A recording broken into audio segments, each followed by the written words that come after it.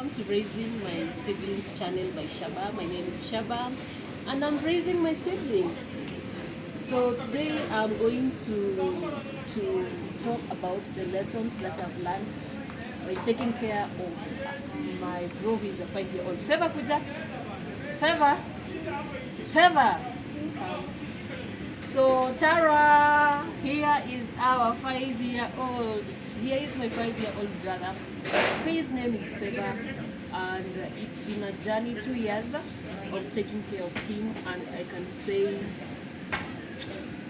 it has been a blessing. It has taught me some lessons and it has shaped me in some way. So these are 5 things I have learned about taking care of Favor. So number 1, it's responsibility. I have been a responsible girl way from primary school, being the firstborn. So you know, from an African family, you have to be responsible. That wasn't a big challenge because it was already in me. So the responsibility part, I have an A game on that. Number 2, I have learned about selflessness. I have become more selfless when doing things. I have prioritized him in almost everything. Even when you go and buy something, you remember, okay, you have a 5-year-old who is depending on you. Okay, so selflessness is what I have learned the most. Then number 3, I have learned about priorities. I was a very social person. I used to go out for events each and every time. But here comes a 5-year-old. You will not go at you're going for your own things. You're not going for events because you know you have a 5-year-old and you not want to carry your baby at kila mahali kwenye unaenda. So I had to cut, like completely do away with my social life. But I am hoping as he grows, he was 3 but now he's 5, as he grows I will come back to the social life that I used to live.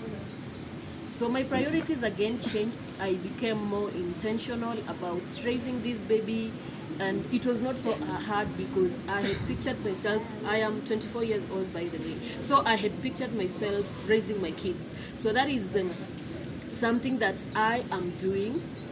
Then when my kids come, then I will be sharp. I'll be at A game again. So it has not been he is not a hard baby to deal with, and that's also a blessing in disguise. Then number 4, I think point number 4, I have learned about listening. I have sharpened my listening skills. Let me tell you, this 5-year-old, they have a lot of things. They want to know a lot of things. So you have to give them your listening ears so that they don't feel some type of way, so that they feel, so that you bring them close. So when they see you listening to them, they will want to communicate, associate, if it makes sense, to be more close to you. And that is what I really wanted for my kids, and these blessings over here. So I'm always listening. And one thing about Favor, if you do not listen, he will force you to listen. So instead of kuvutana, you just have to listen, even if it's the stupidest thing, the most stupid thing that he's saying, then you just have to listen to him. Number 3, it's point number 5. I'm confusing these numbers, I'm sorry about that. Number 5, it's about dependency. You see, this human being is depending on the decisions that I am making. You can imagine, all his life he is depending on the decisions. So I had to be like, I am mature, so I have to make mature decisions so that what I am doing does not affect him.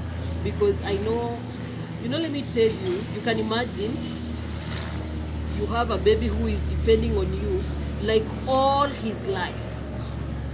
The decisions you're making, then you go around messing around. So I am so careful about not messing around this baby boy, because my mom did do that to me. So I am more intentional, and I'm more careful of the decisions that I make day to day. And I seek sometimes counseling from my church leaders. So that is what I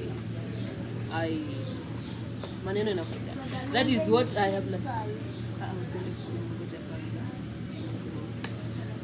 I seek counseling most of the time, so that I don't, where I'm not sure, so that I don't mess up with the decisions that I'm making. I have learned point number 6, or I don't know, 7. I have learned to be more intentional about my spiritual journey, because I realized my mom used to pray for us, but then she was the one who was standing in the gap for each and everyone in the family. So I looked around and I said, why not? It is me now standing in this gap. I pray for my family each and every day, because I am a staunch Christian by there, and I always tell people when I'm interceding, what if the prayers that you pray are the ones that sustain your family? How long will your family survive? So with that in mind, I'm always praying for them each and every time, and just telling God to give me grace to raise this 5-year-old, because it is not easy, by the way, but God's grace, neema tu ya Mungu imetubeba, and we are happy, by the way, where we are. Then another point is time management. I was so poor. Is it poor in or poor at? I was poor in time management. I am a night person, so I used to wake up so late, but that changed because he needs to go to school. By 7 a.m. he has to be in school.